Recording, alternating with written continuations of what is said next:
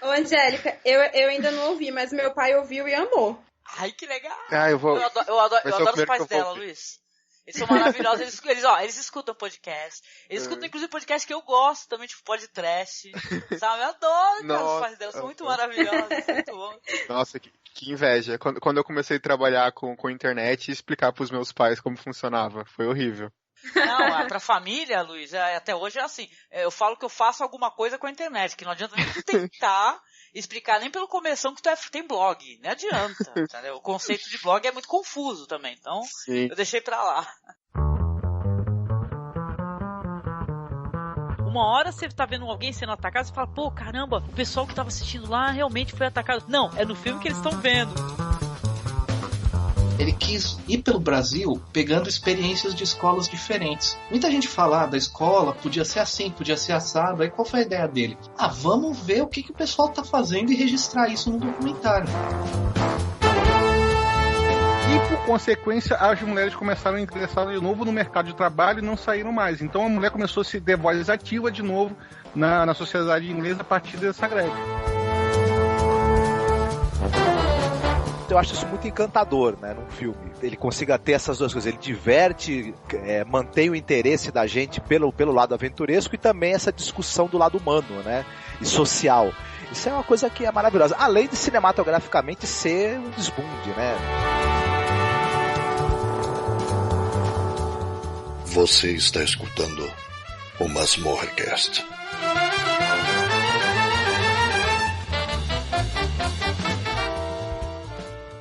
The nicer tree-lined blocks in New York, and only 20 minutes from the center of town. Oh, and just around the corner there's a supermarket, and the cleaners. That's Father Harron in 5A. He's blind. Blind? Well, then what does he look at? There is danger everywhere.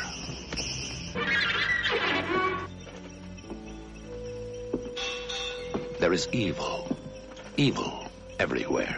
Turn around, Allison. Look behind you. There is horror. There is darkness. I think Allison may die. But watching, waiting, warding off evil, there is hope. The Sentinel. Before Halloran, there was Father David Spinetti. Before him, Mary Thorin becomes Sister Mary Angelica. Father Matthew Halloran dies the same day that Allison Parker disappears and becomes Sister Teresa. Olá, ouvinte! Estamos de volta com o nosso mês do horror. Continuando a nossa maratona de podcasts aqui no Masmorra. E dessa vez nós vamos falar aqui de um filme interessante, um filme clássico, um filme meio maldito. Ele tem a pecha de maldito. Que é, olha só que interessante o nome, A Sentinela dos Malditos. É muito maldito numa frase só logo no começo, né? Maldito! E para isso eu trouxe aqui duas pessoas maravilhosas para poder conversar. A minha querida colaboradora, Liv Andrade, que é aqui do Masmorra, do Sacenax. Tudo bem, Liv? Olá, Angélica. Oi, Luiz. Oi, ouvintes do Masmorra. Tudo bem? Olá, tudo ótimo. Bem? Mês do horror, tamo junto. E também pela primeira vez aqui eu tô super emocionada, cara, tô super feliz. Eu tô conversando com o Luiz, cara, que é lá do República do Medo. Tudo bem, Luiz? Oi, tudo bem, gente? É um prazer estar aqui. Olá, ouvintes do Masmorra. É um prazer enorme estar aqui. Eu quero vir mais vezes. Eu quero que vocês vão lá também na República. A gente tá muito ansioso. Chama mesmo que a gente vai. Ei, chama mesmo, Luiz. Legal. Luiz, uma coisa. Eu apresento o República do Medo aqui pros ouvintes do Masmorra. Pode ter gente que não conhece, né? Então eu quero muito que o pessoal vá lá te visitar. A República do Medo, a gente existe há 2 anos. A gente faz um podcast desde filme clássico de terror até casos reais, passando por música e livro. A gente pega todos os gêneros, inclusive tem uma coisa que o pessoal tá gostando bastante, que o terror, ele tá em aspectos também em outros filmes. A gente fez, por exemplo, com Cisne Negro, mostrando os aspectos de terror em Cisne Negro, e a gente provou que O Exterminador do Futuro é um filme de monstro. Então, acho que é legal se você gosta de terror, se você... A gente tenta sempre deixar um bom humor também, é só pra lá no republicadomedo.com.br. Ah, genial, cara. Gostei de pegar... Vocês pegam aspectos, né, sinistros de obras que o pessoal não coloca dentro do gênero, né? Muito bom. Concordo muito contigo que Cisne Negro tem muito de terror, muito, né? Tanto quanto a animação, né? É só lá do Satoshi Kon, né? Na qual o Cisne Negro é inspirado, né? Perfect Blue, né? Pô, Perfect genial. Blue, exatamente. Obrigada por aceitar o nosso convite aqui, viu, querido? Valeu. Que isso, prazer é meu. E é isso, ouvinte. Então hoje falaremos, como eu falei, de A Sentinela dos Malditos. Um filme interessante, meio esquecido, né? Esse podcast vai ser meio cinepoeira, acho, né? Que é aquele VHS esquisito, né? Que tá lá pegando poeira na locadora. E é um filme que é engraçado, comentando até inclusive o diretor, né? Que é um filme do Michael Winner, né? De 1977. O título original dele é The Sentinel. Legal que tu vai ver o IMDb do filme, ele talvez tenha uma das coisas mais interessantes, que é isso que me deixa meio bolada, não sei vocês, o quanto ele tem atores sensacionais. E como pode um filme com esse casting ser esquecido pela galera? Isso é bizarro, né, Luiz? Verdade. Nossa. Tem Ava Gardner, né? Chris Sarandon, nossa, tem muita gente boa. Pô, John Carradine. Sim, e tem gente que vai destacar depois, tipo Christopher Walken, que ele tá novinho, eu nunca vi ele novo, ele sempre, pra mim, sempre tá velho. O Jeff Goldblum também. Nasceu velho, sim. Pô, o Burgess Meredith, né, que você não associa o nome à pessoa, o Burgess Meredith além de ser um ator foda, ele é o cara lá que era o treinador do Rock. O Mickey. O Mickey, Sim. Ele Wallach também, que é um... Ou seja, é um casting que você não bota fé no casting do filme. Você fala, cara, que isso, né, meu? Que conjunção de talentos é essa aí? Mas o filme, ele tem essa pecha de um filme esquecido e maldito. Tem umas questões que a gente vai trazer mais pra frente aí, de exposição de pessoas com... Acho que o filme ele sofre de, olha só, um pouco de capacitismo. Sabe esse preconceito, o capacitismo? Sim, verdade. Né? Ele falhou aí num sentido ou no outro, mas ele, dentro de um contexto geral, eu acredito que ele seja um bom filme e ele merece ser analisado pela gente aqui, tá? Bom, comentando aqui um pouquinho, falando então sobre algumas influências de época, né? O filme, como eu falei, é dos anos 70, e ele tem algumas coisas curiosas, porque ele saiu meio na rabeira desses filmes aí, por exemplo, que são muito mais cultuados, né? Que são produções dos anos 60, 70 muito cultuadas. Que o pessoal, inclusive, chama isso de uma obsessão. É uma época, é uma fase, né? Porque o cinema tem essa coisa cíclica, né? Não sei se vocês entendem mais ou menos. Tem esse negócio de vai ter um filme sobre monstro, aí vão ter vários. Aí vai ter, às vezes, um faroeste. Isso não acontece, isso infelizmente, porque eu gosto muito de faroeste no final, né? Mas vai ter um bom faroeste, vai ter um outro bom faroeste. Eu acho que até teve esse ciclo recentemente. E esse filme aí, A Sentinela dos Malditos, ele saiu na mesma época, mais ou menos, que, por exemplo, O Exorcista, o The Devil Rides Out, né, que é um filme muito legal também, né, que ele é interessantíssimo, não sei se vocês conhecem, né, eu me amarro nesse filme que é com Christopher Lee jogando cruzes nas pessoas, né, jogue uma cruz nesse demônio maldito, ele fala no filme, muito bom. E ou mesmo A Profecia, né, o famoso To the Devil a Daughter, né, que são filmes assim, que tem essas temáticas assim do demônio e tal, do culto satânico, né? Que é bem curioso, né? Vocês curtem essa temática, assim? Dentro desses filmes, dessa temática que trazem isso? Eu gosto bastante de filme que trata sobre esse embate do bem e do mal, quando o mal é uma coisa mais personificada como o demônio em si, tipo O Exorcista, por exemplo. E um problema que eu acho nesse filme é que quando ele saiu, o pessoal, igual você falou, teve um problema muito grande com A Profecia e O Exorcista, eles compararem com ele. E pra mim ele é muito mais parecido com O Bebê de Rosemary, principalmente no primeiro, no segundo ato, assim, que é quando os vizinhos estão na casa, são tudo pentelho entrando na casa, e nossa, deixa eu ver seus móveis, como você é boa pra mobiliar uma casa, vem mobiliar a minha. E eu acho que o filme sofreu um pouco por causa desses filmes muito grandes que tinham na época. Você falou do Bebê de Rosemary, esse filme me lembrou muito Bebê de Rosemary também, porque se passa dentro de um apartamento, né, grande parte, um apartamento grande, antigo, assim, né, e tem, que nem você falou, os vizinhos entrões, né, caramba, eu não deixaria entrar não, mas enfim, né, uns vizinhos assim, você já fala, ih, tem Satanás no meio, né, mas... Exato. Mas eu gosto desses estilos de filme, mas quando é mais pra pegada psicológica mesmo, assim, sabe? Do que só simplesmente coisa feia na sua cara. E, sabe, eu gosto do suspense, por isso que eu gosto do Bebê de Rosemary, eu gosto do Exorcista. Porque tem coisa feia, mas eles desenvolvem, né? Fica um tempão desenvolvendo a garota, a mãe da garota e tal. Então você acaba se apegando aos personagens. Aqui também, né? Você se apega a Alison, né? Exatamente, esse filme tem até um trigger warning, né, que é válido mencionar, né, porque o filme ele trata de uma protagonista, que é essa personagem que é a Alison, não é, que ela é uma ex-modelo, ela tá apenas, olha que estranho, todas as resenhas que eu andei dando uma lida, o pessoal colocou apenas isso, que ela é uma ex-modelo neurótica, olha só, né, a descrição dela não é muito profunda, né, na história. Mas ela é uma ex-modelo que ela, inclusive, ela fez uma tentativa de suicídio, etc. E ela tá tentando fazer uma locação realmente desse apartamento, como vocês mencionaram, né? E o namorado dela é o bonitão Chris Sarandon, né? Que, olha, gente, eu vou falar uma coisa que assumi pra vocês, que era um dos homens mais bonitos, assim, como eu sou uma pessoa já de idade, né? Uma senhora, eu lembro do Chris Sarandon, tipo, da Hora do Espanto, sabe? Lindo, né? Aparecendo na tela, na hora que ele apareceu no cinema, na tela de cinema, o cinema inteiro suspirou pelo Chris Sarandon. Ele é lindo, ele é bonitão, mas por que ele tá de bigode, né? Ai, gente, aquele bigode Isso, feio. Exato. Chris Sarandon de bigode.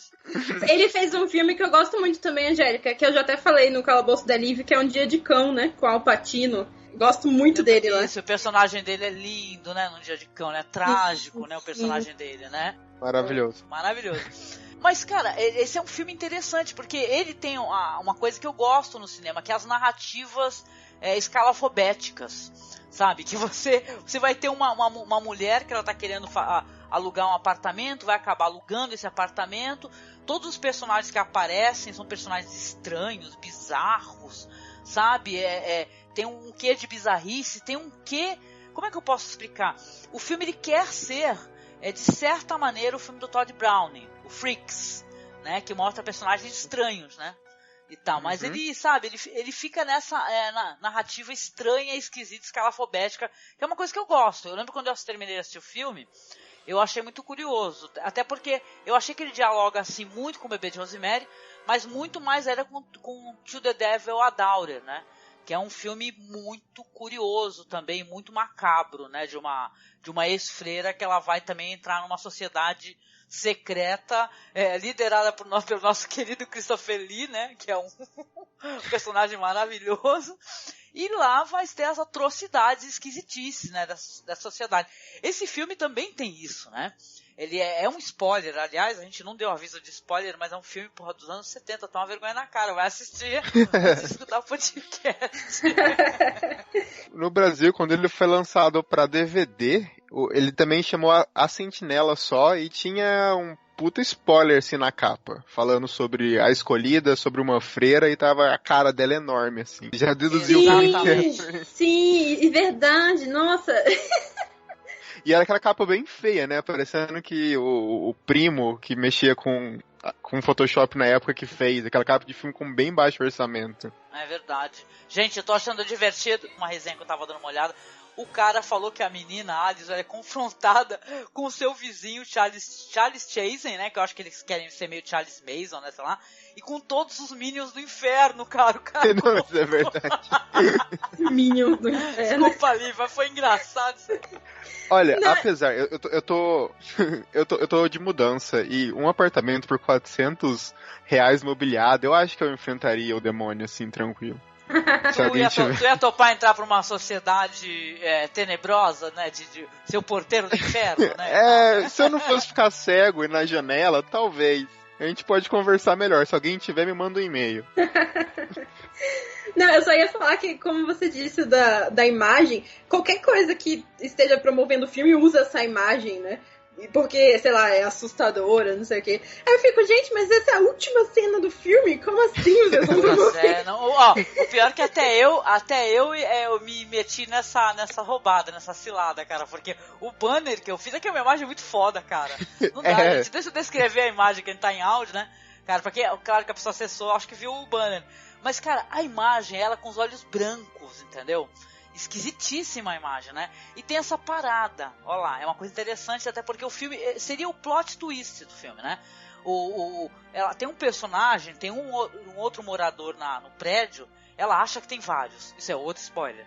Ela tem outro morador no prédio e é um padre, só que é um padre cego, né? E ele é uma figura assim sinistra, porque ele fica na janela com aqueles olhos brancos, né?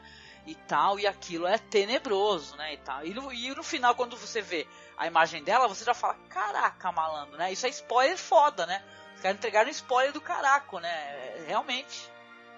E hoje em dia tá todo mundo com medo de freira, né? Desde aquela feira maligna lá do Invocação do Mal 2. Olha, o filme poderia lançar de novo. Vai que ele entra na onda. É verdade, cara, é verdade. E pra vocês, assim, comentando um pouco assim sobre aspectos interessantes do filme que vocês acham que valem a pena mencionar, cenas curiosas, bizarras, né? Cenas bizarras, tá? Vixe, tem muitas cenas bizarras nesse filme. Tem aquela cena que tem até uma problemática, já pode problematizar já? Já tá livre? Pode problematizar, fica à vontade, fica à vontade. Então, acho que vocês também vão concordar que essa cena é bem sinistra, que é quando ela vai lá no apartamento do primeiro andar, né? Lá que tem as duas bailarinas. Que ela vai lá, ela entra lá porque ela tá querendo conhecer os vizinhos, né? Porque só o senhorzinho lá tinha dito, tem umas vizinhas que moram embaixo de você, tem outros que tá ali, tá. Aí ela não tinha conhecido ninguém, então ela vai no andar de baixo e fala, oi, cadê? Aí entram duas mulheres, que você já vê que são um pouco bizarras, assim, pela roupa que ela... Quem que sai andando de colã, né, pelo apartamento? Mas enfim. Aí... É a época da ginástica, né? Vai que tava fazendo ginástica, sei lá. Né? Pois é, aí tá, ela senta, aí ela fica um pouco incomodada, assim, porque a mulher fica, aquele homem que saiu era seu namorado, nossa, ele deve ser um bom amante, não sei o quê. Peraí que eu vou pegar um café. Aí ela sai e a outra mulher começa a se masturbar loucamente na frente dela, assim. Assim, se eu fosse ela, eu já teria saído correndo dali imediatamente. Assim, eu falei, que isso? Que tá acontecendo? E ela fica é muito engraçado que ela fica olhando pro lado, assim, ela fica, gente, como é que eu ignoro isso que tá acontecendo na minha frente? Apesar que eu me senti muito eu não ia conseguir ir embora correndo, eu ia tentar ignorar por um tempo também. Porque é muito bizarro, porque é uma coisa que acontece do nada, não é uma coisa que vai te preparando. Isso, do nada. E ela fica ainda, e não é delicado, não, ela fica ainda fazendo barulho, e fica... Gente... não, aí o que eu ia problematizar nessa cena é porque depois a outra mulher chega, volta e dá um beijo nela, aí sim ela decide sair correndo. Eu achei isso meio problemático, porque, tipo, essas duas seriam também as demônias junto com os outros, né? Sim. E elas, tipo, por elas serem lésbicas, esse é o fator bizarro delas, sabe? Eu não gostei muito disso, assim. Sim. Concordo. Eu já vi um outro filme também, muito interessante até, com aquela atriz francesa maravilhosa. Ai, caramba, eu não vou lembrar dela. Mas eu lembro que eu fiz uma crítica no nosso podcast de Halloween, né? Do cinema francês, né? De horror, que a gente falou desse novo cinema de terror, né? Cinema extremo, quase. E eu lembro que tem uma temática lá que foi abordada que eu falei, eu não gostei do final por causa disso. Colocarem assim a questão homossexual como desviante. Eu achei isso preconceituoso. Eu falei, nossa, mas por quê? Quer dizer que é porque ela é lésbica? É uma questão desviante, assim, da personalidade dela, né? Depois eu falo mais pra você, porque eu não sei se tu assistiu, eu tenho medo de te dar spoiler também. Mas é interessante que você colocou. O que eu achei, assim, no filme, o filme tem uma coisa... Como é que eu posso explicar? Que me incomodou, assim, claro, tem esse negócio dos pseudo-freaks, né? Que é colocado no final do filme, que eu achei estranho, que me trouxe incômodo, né? E não da maneira correta, vamos colocar assim. Que é pra você sentir medo enquanto uma obra de terror, né? E sim é porque eu achei meio preconceituoso a exposição das pessoas, né? Foi meio mesmo. Pejorativa, pra falar o mínimo. Eu lembro que também o filme me deixou meio bolado, que ele é aquelas narrativas onde a mulher, a personagem principal, no caso ela, a Alison, ela sofre o que a gente chama de gaslighting, né? Vocês já ouviram falar dessas expressões, gaslighting? Sim. É quando você vai enlouquecendo uma pessoa pra pessoa fazer algo que você quer, ou leva a pessoa à morte, né? No caso, assim, tem alguns filmes que a narrativa dele tem isso, gaslighting, vai enlouquecendo a pessoa, né? Tanto que o Chris Sarandon, o personagem lá que é o namorado dela, ele vai achando que ela tá, né, pra lá de Bagdá, né? Tá, quanto mais ela se reclama pra ele, mais ela acha que ela tá louquinha e tal. Então eu fico meio chateada com isso daí na narrativa. Sim, eu ia falar disso, porque é engraçado que a outra mulher dele se matou, né? E ele já tinha ela como amante, né? E depois ela tentou se matar de novo também. E aí você fica... E a amiga dela também não gosta dele, né? Aí você fica... esse cara... na verdade, não foi a esposa que se matou, né? Ele mandou matar, não foi? Se eu não me engano, a esposa, né? Fica uma coisa meio dúbia, né? Fica. Pois é. Mas aí você já vê que esse cara não é flor que se cheire, né? O que eu acho estranho, que ele no final meio que... ele vai vir o herói, vai lá, não, eu vou te ajudar. E ela fala, eu te amo, não sei o que, sei lá, sabe? Isso ficou meio jogado assim, porque ele claramente não é uma boa pessoa, né? Mas ele tem seus momentos heróicos, assim, isso me perturbou um pouco também. Mas eu acho que o final do personagem mostra, assim, que ele era um bosta, né? Porque no fim das contas ele acabou virando um demônio. Desculpa spoiler, gente, mas eu acho que... Spoiler, né? Eu lembro das histórias do Clive Barker, né? Porque eu gosto muito desse autor, eu gosto muito das adaptações, né? E nas histórias dele tem uma coisa diferente das histórias do King, tá? Eu espero não estar sendo injusta. O King, ele tem nas narrativas o negócio da amizade, né? Ele faz a construção da amizade, do afeto, né? Normalmente os personagens do Clive Barker, eles são todos maus, entendeu? Todos, é que nem Hellraiser, entendeu? Todos têm uma coisa ruim dentro de si. Eles não são pessoas legais que você fala, ai, tadinho desse cara, vão arrancar a pele dele, vai sofrer pela eternidade. Não, ele também é mau para caralho, entendeu? Então eu acho que esse filme também tem esse negócio de você... Aliás, então, parece que ele tá fazendo um podcast de crítica, né? Então, né? Mas eu acho ele um bom filme, apesar de todas essas questões aí, né? Mas eu acho legal que eles mostram personagens que não são bons, né? A Alison é uma vítima nessa questão, e a vítima sofrendo um gaslight absurdo, né? E tal, é tudo intencional para que ela enlouqueça e tal, para que ela pire, né? A intenção é toda essa, né? Dos personagens, né? Legal que você comentou de livro, e é interessante falar que a Sentinela era um livro. E o escritor do livro, inclusive, ele participou do roteiro do filme. Mas uma coisa bem interessante que a gente tá falando de crítica, que o diretor, eu acho que ele trabalha muito bem essa coisa do filme, que desde o começo ele não te dá uma tensão, ele não te prepara para uma cena de terror, de suspense. Ele sempre te joga algum elemento estranho na cara, não como se fosse um jump scare, mas uma coisa bizarra, igual a Liv comentou sobre a cena da masturbação. Mas antes disso também tem a cena que mostra o primeiro tentativa de suicídio dela, que é ela chegando em casa e encontrando o pai com mais duas mulheres na cama, comendo um bolo. É uma cena completamente estranha também. Nossa, demais. Surreal. E ele vai fazendo isso no decorrer do filme. Também na cena quando ela ouve passos, ela é uma pessoa muito corajosa, decide lá em cima olhar pra ver o que tem. Que ela também encontra o pai dela e ela luta com ele. Ela esfaqueia ele de uma forma que me lembra Suspiria. Sabe, aquele sangue bem vermelho. Uhum. A fotografia, né, lembra, né? Algumas coisas que Suspiria traz, né? Com certeza, né? E é engraçado que ela não simplesmente se defendeu ali, né? Ela cortou o nariz dele, enfiou a faca no olho dele, ela mandou ver ali toda a raiva que ela tinha. Ela descontou aquela raiva de que ela guardou a vida inteira do pai ali. Eu acho que ao mesmo tempo assim que a gente colocou esses problemas que o filme tem, né, na narrativa, que expressam um tanto de preconceito e tal, né, uma falta de... Apesar que vamos colocar aqui uma coisa que é importante, nem todo cinema tem obrigação de ser desconstruído. Isso é importante. Exato. Então, por mais que a gente ache, a gente tem os nossos olhos, que é isso que me preocupa normalmente, quando a pessoa tem os olhos de 2017 e a pessoa tá vendo as coisas, sabe, com a cabeça dos anos 80, mas com toda aquela pecha de preconceito. O filme, é claro, ele traz questões problemáticas, como vários filmes de terror, nossa, né? A gente que gosta do gênero, a gente sabe quão problemáticas são algumas questões em alguns filmes, desde a representatividade das mulheres e tal, é muito complicado. Mas o filme, ele pra mim, isso que é engraçado, eu assisti o filme esse ano, pela primeira vez.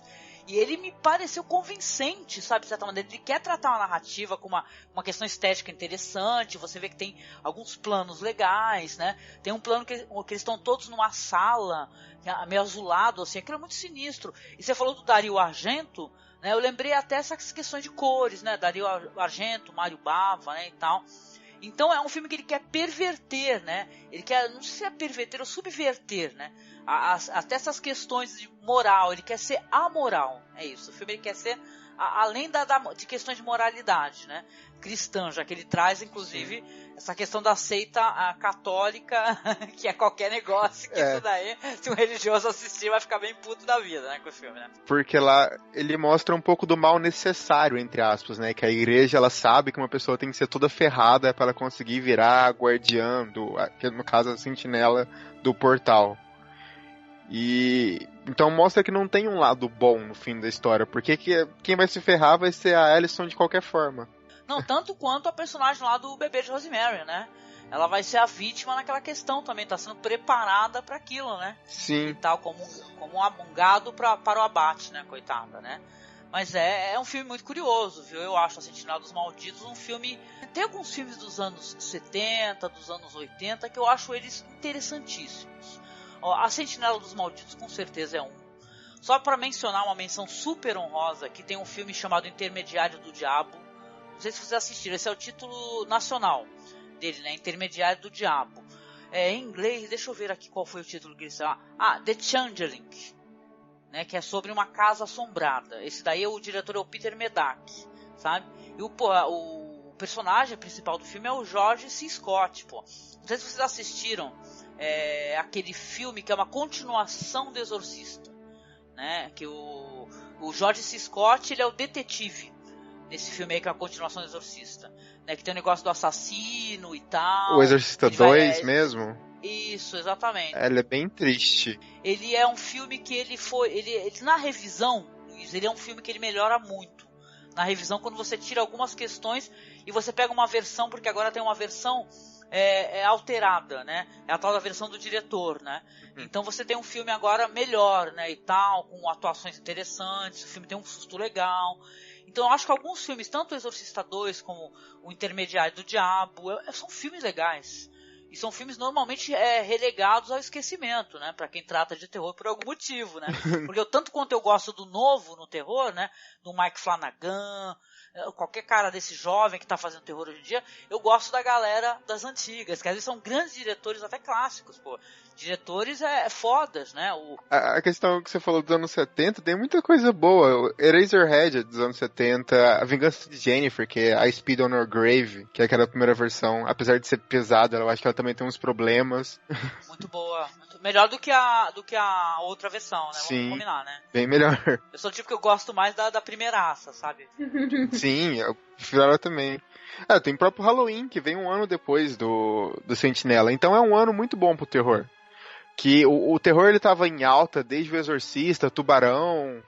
O problema maior do Sentinela não é nem, digamos, as coisas do filme, mas o marketing que ele foi vendido. Se você assistiu o trailer da época, você fala, meu Deus, o que tá acontecendo? Eu não vou assistir isso.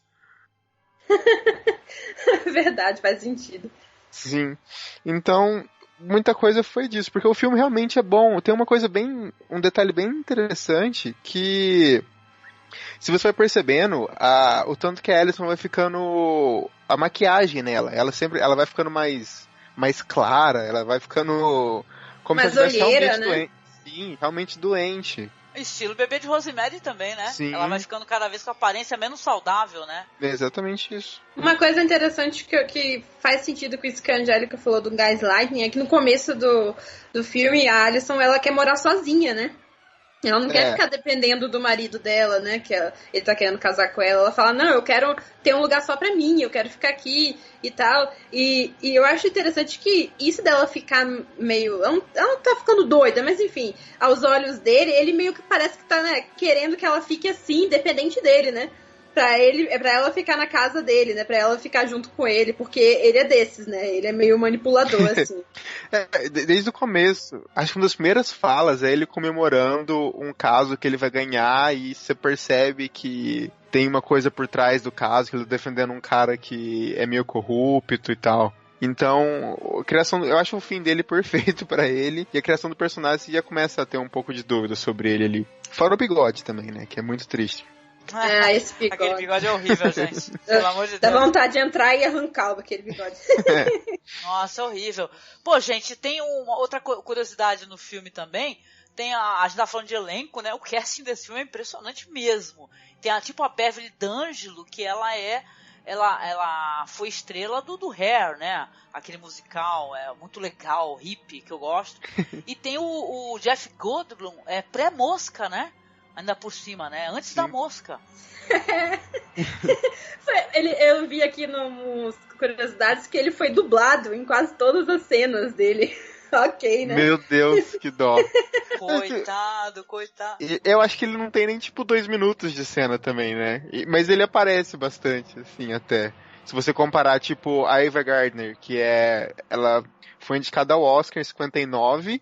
Ela aparece no filme em 3 ocasiões, porque ela é a moça que leva ela na casa. É a corretora de imóveis. Eu chamo ela de Anjo da Morte. Também. Mas uma coisa interessante, já que a gente tá falando isso, você percebe que com o passar do tempo, ela não envelheceu. Aquele pessoal parece que não envelhece. Outra coisa que eu acho perturbadora no filme, tem muitas cenas perturbadoras. Cara, é a porra do padre, que é interpretado pelo John Carradine, que é o Francis Matthew Halloran, né, o cardeal. Aliás, esse nome Halloran, ele me remete também ao Exorcista, que eu me lembre, né, esse nome não é um nome que é estranho. Eu estou louca e gaga de novo, né? Mas é uma presença estranha, diabólica e tal, né? Tu mencionou a questão das lésbicas, né, e tal, e tem muitos personagens bizarros, né, e tal, né? Essa questão dela também, ela começar a sofrer com essa série de problemas de saúde, desmaios e tal, ela acaba sendo, a amiga dela tenta ajudá-la, né, que ela tem essa amiga Jennifer, né, que é interpretada pela Deborah Rafin, né? É bizarro também, cara, porque é uma espécie de espiral de loucura, né? Só não é uma folia a troar porque os outros loucos, vamos colocar assim, eles não existem, né? Isso também é spoiler, né? Ela na verdade, ela descobre que aquele local, aquele prédio, né, e tal, ele tá, na verdade, cheio de fantasmas, né? Então essas pessoas não existem, elas não estão ali, elas estão ali para enlouquecê-la e para que ela acabe se tornando essa figura que vai ser a guardiã desse portal, né? A sentinela dos malditos, né? A sentinela do inferno. Cara, que é uma cena genial, cara, no final, assim, muito boa mesmo. Nossa, é sinistro demais. É porque os demônios aproveitam que ela é uma pessoa sensível, né? Assim como todos os outros, né? Ela é depressiva, ela já tinha tentado se matar. E assim como a própria igreja, né, também aproveita disso, né? Então serve pros dois lados, né? É por isso que ele fala, toma aqui, meu amor, a faca... E delicadamente corta seus pulsos pra gente. Uma coisa legal daquilo é que quando o namorado dela invade, por algum motivo ele invade e vai em direção ao padre, ele dá de cara com um portal, e o portal tem uma frase que é parecida com o portal da Divina Comédia, que, se eu não me engano, tem todo um texto do filme, mas termina com ele falando, abandona a esperança, todos que entrarem aqui, que é basicamente a coisa que tá escrita no portal no portal do inferno, Divina Comédia.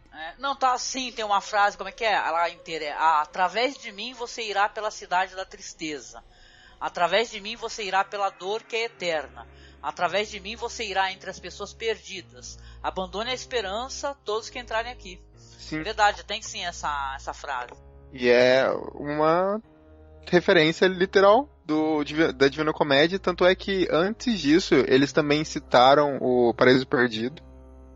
que vem depois da Divina Comédia, obviamente, mas faz jus a tudo aquilo que tá acontecendo, que tudo que ela tá vendo ali naquela casa, ela fala que ela tá vendo todas umas coisas escritas iguais, e dela escreve o que ela tá vendo, e daí o marido, quer dizer, o namorado dela traduz de um professor, e o cara fala, isso é um trecho do Paraíso Perdido, que é aquele poema que o demônio cai no paraíso e cria todo o inferno, né? Depois disso. Sim. Isso.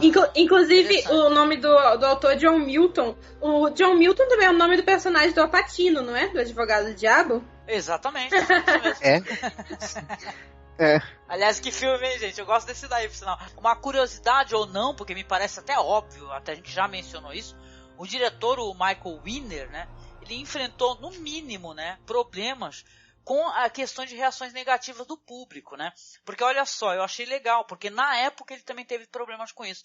Porque ele representar os demônios, né, aqueles seres e tal, como pessoas com deformações físicas reais, é uma coisa que vale a pena a gente discutir aqui, cara. Vocês assistiram Freaks do Todd Browning?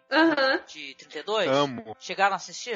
Muito. Eu adoro Freaks também. Sim. E sabe por que eu adoro Freaks? Porque o Freaks é um filme que ele mostra pessoas com problemas físicos, reais, só que ele mostra que, na verdade, o ser humano com seus braços e pernas e todas as suas faculdades mentais e tudo, eles que são perturbados, eles que são malvados. Os pseudo-freaks, né, freaks com aspas, eles são pessoas muito mais humanas, entendeu? Eles se apoiam, então eles têm afeto entre si, né, e tal. Tem até aquele plot lá do cara que se apaixona pela mulher lá, que é bonitona e tal, que é do circo também, né. Então o Todd Browning, ele, através do choque, ele fez uma crítica social muito foda, né. Agora o Michael Winner, cara, ele chega no final do filme, na hora que vai mostrar os demônios pra gente, são pessoas deformadas, cara, com deformações e tal, representadas como demônios, né? Como a Liv colocou essa questão aí da lésbicas no filme, entendeu? Acaba sendo uma coisa pejorativa, ofensiva, errada, entendeu? É muito ruim. Eu acho errado, igual você falou, e eu acho que sai um pouco até da ideia do roteiro, porque deixa bem claro que todos os demônios que estão ali, que vivem na casa, eles são assassinos. Então, eu acho que além de você, se você for ler um pouco mais, além de você falar que aquelas pessoas deformadas são monstros, elas também, tipo, são assassinos, eles são feios e eles matam pessoas. Isso é muito capacitismo numa produção só, né? Nossa, é Sim. muito... Sim, foi muito, muito sensacionalismo, né? Até recentemente a gente teve um exemplo bom também disso, que foi, no sentido positivo, que foi o American Horror Story Freak Show, né? Que eles também... eu adoro essa temporada. Sim, foi muito bom. Eles também usaram pessoas com necessidades especiais de verdade, só que eles fizeram de uma forma bonita, né? Como se eles fossem família mesmo, né? Assim, foi bem estilo Freaks mesmo, né? Que eu também gostei. Mas esse filme, o Festival dos Malditos, foi muito de graça. Eles simplesmente tacaram ali pra assustar. E isso é muito horrível, gente. Aí tem gente que pode falar, mas eles toparam, eles aceitaram. Ué, gente, não tem mais oportunidade, né? Infelizmente, é muito difícil pra eles conseguirem emprego, né? Nessas áreas. Então, eles vão topar, eles acabam sofrendo assédio, essas coisas todas, né? Então, não dá pra culpabilizar eles, né? Não tem como. O problema maior com certeza. É a direção, porque podia ter feito qualquer outra coisa ali pra mostrar, pra transformar, fazer uma coisa diferente pra assustar, porque o negócio ali é mostrar o choque, né? Que querendo ou não, ele é uma pessoa linda contra todo aquele mundo horrível. Excelente que você falou, Luiz. Muito bom. Essa que é a pegada mesmo, tá correto, né? É uma ex-modelo e tal, ela, olha só, o filme é todo errado em todos os sentidos, né? Parabéns, cara. Mas apesar disso, que eu falei, vale a pena, confere. Porque é interessante, e todas essas questões que o filme levanta de maneira errônea. Desde da nossa percepção da protagonista, a questões no filme que eles colocam como coisas sinistras, que são coisas que não deveriam ser sinistras, não é verdade? Sim. É tudo bizarro, cara. E é um cast muito foda. Será que o pessoal todo que recebeu esse roteiro em mãos não falou assim, ué... Aliás, teve uma problemática também nos bastidores, né? Porque a Christina Reynes, né, que faz a Alison, ela sofreu na mão desse diretor, hein? Ela falou que ia quase chorando pro set de filmagens, porque ele maltratava muito ela. Tinha muito assédio e abuso moral lá. Então, o clima tava tenso também.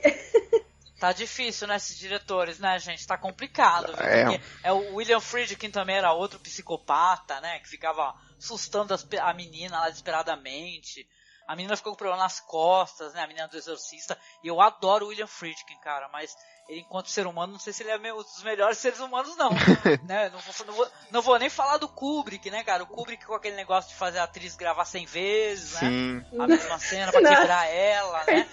Olha o machismo disso, né? A misoginia disso, horrível. Né? Você fala, eu vou fazer você gravar 100 vezes pra te quebrar. Quando eu te quebrar, quando a gente pensa na Maria Schneider e tal, é de cortar o coração, né? Porque o que a Maria Schneider passou lá com o Bertolucci, né, com o Marlon Brando, né, que é um grande nome do cinema, ela falou, né, o que aconteceu com ela, né, que aquilo não foi autorizado, o cara não tinha autorização pra tocar nela, fazer o que ele fez com ela, o diretor combinou com o ator. Você sabe dessa treta, né, Luiz? Você Sim, ciente aí do Último Tango em Paris. Pois é, o cara não enfiou a manteiga na bunda dela, não, né, e tal, ridículo. E ela começou a chorar de verdade, né? E ele combinou com o diretor. Que papo é esse combinou com o diretor? Nossa. Combinou o cacete, né? Não tem que combinar nada, tem que falar com ela. Falou que ela sabia que ia ter uma cena assim. Gente, é tanto lixo dentro dessa questão, quando a gente começa a falar de questão de direção, né? Tu tá vendo esses rolos todos aí que tá, desse cara da Miramax aí, né? Essa figura nefasta aí, né? Que abusou de um monte de gente, né? Então é triste, viu? É triste. Quando tu mencionou muito bem esse negócio aí do diretor, e é chato saber disso, né? E é irônico, Angélica, também, porque tem uma cena nesse filme, Nos Sentinelas Malditos, que meio que critica isso, né? Tem aquele diretor lá que ela tá tentando fazer a cena do vinho, se eu não me engano é um vinho, né? Que ela bebe, ela tem que colocar, o rótulo tem que ficar pra câmera. Aí toda hora ele fala, não, você tem que colocar o rótulo pra câmera, você não tá sabendo fazer isso direito. E o cara fica enchendo o saco dela e ela fica nervosa. Então, tipo, ele colocou isso no filme, né? Mas ele não vê, não enxerga os próprios defeitos, né? Ai. Exatamente. Quis colocar uma crítica ali, né, de abuso, né? Olha só o que fazem com as modelos, não sei o quê. Olha o que ele tá fazendo com a atriz, né? Então, enchendo o saco dela, né? Tô com medo da gente ter feito um podcast somente de crítica, mas eu gostei, cara, da gente trazer isso, cara, sério, porque isso daí me incomodou na época. E eu, enquanto fã do gênero, eu entendo que essas questões, elas têm que ser vistas com os nossos olhos de agora também, entendeu? É legal, porque você vai ter, não sei se vocês assistiram esse filme aí que da Netflix, do King, o último, 1922, né, que é um filme sobre isso, sobre abuso também, né, e feminicídio. Um filme que trata de feminicídio. E ele nunca, em nenhum momento, ele pinta aquele personagem como personagem bom, sabe? Ele pinta como um narrador não confiável e como um personagem mau. Isso é muito interessante, porque tu vê só, né, como mudam-se as narrativas, né? Sim. Se tiver alguém com uma consciência social, falar, putz, eu não posso deixar nem ambíguo que esse cara é um coitadinho, de jeito nenhum. Ele tem que mostrar ele egoísta, um filho da mãe, um safado, né, um abusivo, né? Não faz sentido você mostrar um personagem, por exemplo, machista e não usar isso como crítica, né? Você tá participando daquilo. Olha, eu adorei o Luiz. O Luiz é super desconstruidão, né? Tem muita coisa ainda aqui. Mas muito bom tu ter colocado isso, viu, Luiz? Parabéns. Falei isso antes, inclusive. Só porque você gosta de negócio não quer dizer que você não possa criticar, né, gente? A gente gosta, a gente releva na nossa cabeça, mas a gente tem que criticar, sim. A gente tem que falar. Porque tem muita gente que fala, mas é coisa da época. Sim, ok, é coisa da época. Mas a gente tá em outra época agora, né? A gente não pode aceitar isso como normal, como de boa. Exatamente, imagina, né? Isso aí faz parte do exercício cinéfilo também, né? Você entender questões do filme. Tanto quanto você pegar um filme e fazer uma leitura e tal, é importante, né? Pegar nas entrelinhas, conversar sobre ele, como você entender que uma obra tem muitos problemas, cara. Apesar de interessante, apesar da temática interessante. E detalhe, não é só ela que tem problemas, To the Devil a Daughter tem, entendeu? E tal. O Polanski, quando tu vê o background dele, né? É triste. É complicado, né? Nossa. Dá tristeza, né? E tal. Quando você vê uma mulher sofrendo, mas é uma história também curiosa, interessante, né? Então, né? E tem um micro twist no final também desse filme, né? Já que estamos largando spoiler pra tudo, né? Que aí depois vai ter uma parada que parece que o prédio vai ser demolido, né? Esse complexo de apartamentos aí. Aí a corretora, né? A corretora fala que, tipo assim, que só vive uma freira, né? Uma freira velha e cega, cara, e é ela. E é ela. Essa imagem excepcional. O legal desse filme é que eu tava até pesquisando isso, a Blumhouse, ela tava querendo fazer um remake dele. E eu acho que é um remake necessário, porque ele tem um argumento muito bom, ele tem uns plots bem legais, que dá pra gente trabalhar e fazer um puta filme que seria o remake melhor que o original. Que é uma coisa rara hoje em dia. Nossa, verdade, seria bom seria mesmo. Interessante. É só não chamar a Chloe Moretz pra ser a principal. Pelo amor de Deus, parem de chamar a Chloe Moretz pra fazer filme de terror, né? Sejam generosos com a gente, né? E tal, mas realmente eu não gosto muito da Chloe Moretz enquanto atriz. E ainda mais fazendo, porra, né? O Carrie, né? Pelo amor de Deus, né? Eu fiquei horrorizada com aquele Carrie lá. Julianne Moore, o que você está fazendo aí? Exatamente. A cada remake de Carrie só vai piorando, né? Já tem o antigo que é horrível. Que o antigo não, é 2002, eu acho, não é? Tem um modernizaram, fizeram um Carrie lá que ela é uma jovem estudante, sei lá, de universidade, que ela aparece no telão da festa. Eu já vi todos os Carrie, cara. Eu sou do tipo que eu fico amaldiçoando as coisas e assistindo, entendeu? Infelizmente eu assisto todos os Carrie, cara. Mas bom, seria interessante, eu concordo com vocês que seria legal de repente alguém pegar essa temática, porque o argumento é legal, é curioso, né? Ainda mais se for pego por um bom diretor, né? Um cara, né? Que tem a manha do audiovisual, né? De colocar uns planos legais. E não é nem que o filme ele peque nesse sentido, que eu acho ele até interessante enquanto filmagem em si, entendeu? Mas ele erra em todo o resto. É impressionante, né? Em questão técnica, eu acho que o diretor, ele sabe o que ele tá fazendo, ele tem uma ideia e ele consegue fazer aquela ideia. Isso é muito bom, porque tem filme que você percebe que o cara não conseguiu fazer muito bem o que ele queria e vai daquele jeito mesmo. Isso não é um problema nesse filme. O problema dele é outras questões que a gente discutiu aqui muito. Mas fica então a menção honrosa, né, pra pessoa que gosta da Sentinela dos Malditos, tá? Eu gosto também, saibam disso, né? Com os poréns. Assista o Intermediário do Diabo. É um filme que eu acho que também tá perdido no tempo, cara. Ele foi esquecido. E ele é um filme genial, cara. Ele é tipo... Pra tu ver, a nota dele é boa no IMDb, tá? 7.3, né? Nota boa pra filme, Pra filme de terror, então? Tal, né? Pra filme de terror, né? Aliás, que título bom, né, gente? A gente tem que elogiar quando o título é bom. Quando o título é merda, a gente critica, né? Mas quando o título é bom, a gente elogia. Olha, eu gostei do...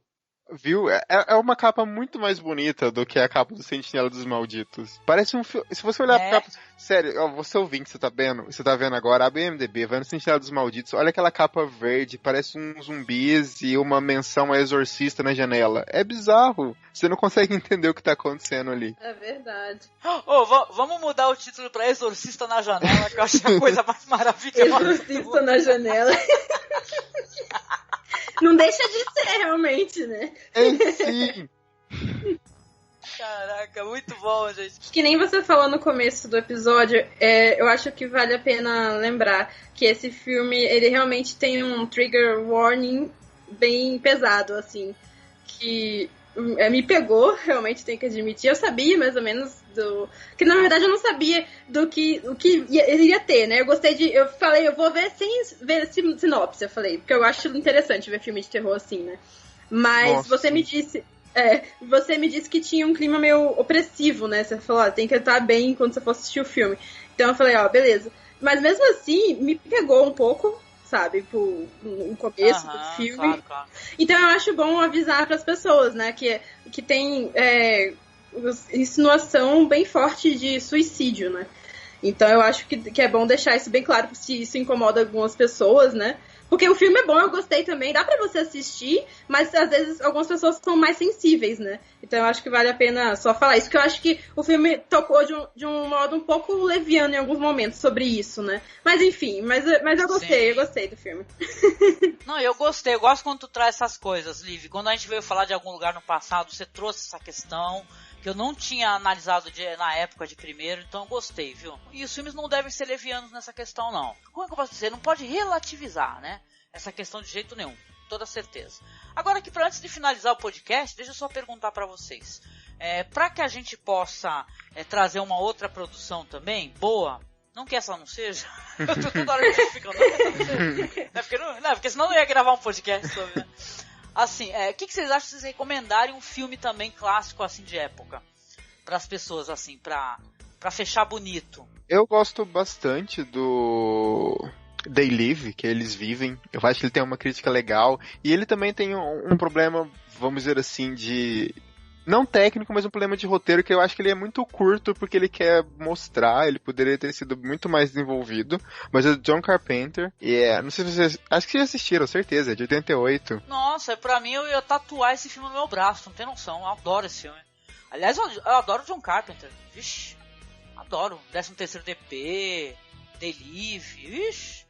Pode ir na fé aí que eu amo muito de paixão, de coração. E pra sair um pouco disso, mas continuando nos anos 80, é Reanimator. Eu adoro filme trash. Adoro filme trash e quando você consegue juntar isso daquele jeito, é maravilhoso pra mim. Aquilo é lindo. HP Lovecraft, né? Na veia, né? Com as caras e caretas do lindão lá do Jeffrey Combs. Sim!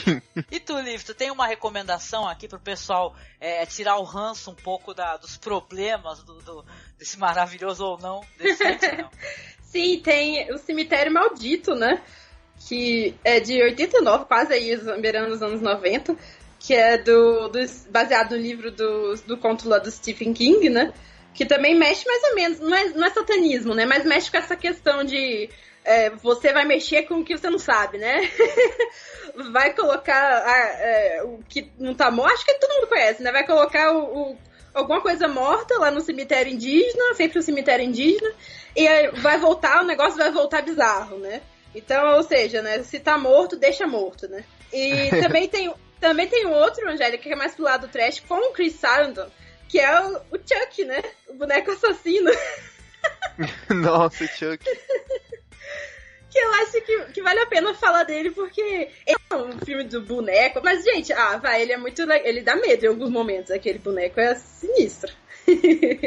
Mas o que eu saiba, o Chris Sarandon, ele tem um filme, Resurrected, que é um filme genial, é do Dan O'Bannon, a direção, tipo assim, é baseado no caso de Charles Dexter Ward, né, do Lovecraft, é um filmaço, assim, filmaço trash pra caralho, né? Não sei se vocês viram esse daí. O Filho das Trevas aqui no Brasil e o The Resurrected. É muito bom, gente. Ó, fica aí o link em MDB pra vocês aí. Vocês não assistiram, se acabem com o que Chris Sarandon é cientista maluco, mal feito um pica-pau, que é muito bom. Nossa, mais um pra lista. E outro também que vale a pena mencionar, né, Angélica? Poltergeist, clássico, né?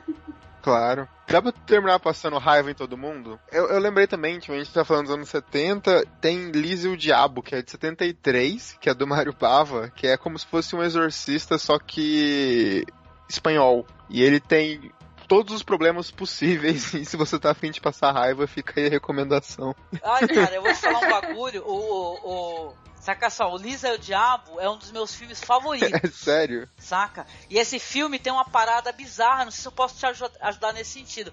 Que sempre vai haver essa questão da indústria, né? Do jeito que o pessoal resolve fazer o filme. E o pessoal alterou o final desse filme. Você sabia Ele é reeditado, né? Tem uma versão de 75. Ele é reeditado. A versão do Bava, ela não tem aquele final, entendeu? Não tem exorcismo. Então é mais uma história...